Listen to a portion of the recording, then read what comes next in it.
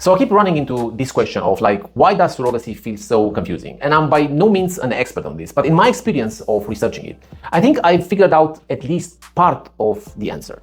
People walk in with the simple, with a simple version, find a surrogate, follow the process, have a baby. And that version it's not wrong. It's just, it's incomplete, let's put it this way, right? Like dangerously incomplete. Because underneath that simple version, there is like layers. There are, there is the emotional layer, the hoping, the waiting, the not knowing. And that one is constant. It doesn't go away.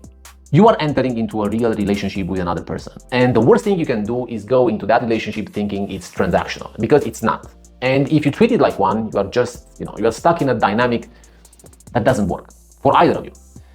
And I think the confusion that people feel isn't because surrogacy is impossible or because they are not ready. It's because of the gap between what they expected and what it actually is. You walked in thinking, maybe this is like a 3-step process.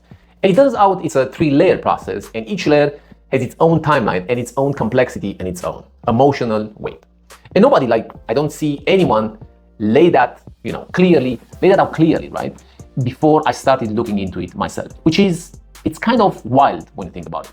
Because if you go into surrogacy expecting a checklist and you get layers instead, that gap will confuse you. And confusion leads to frustration. And frustration, leads to bad decisions. And that's just, it's terrible. So go in expecting layers, not steps.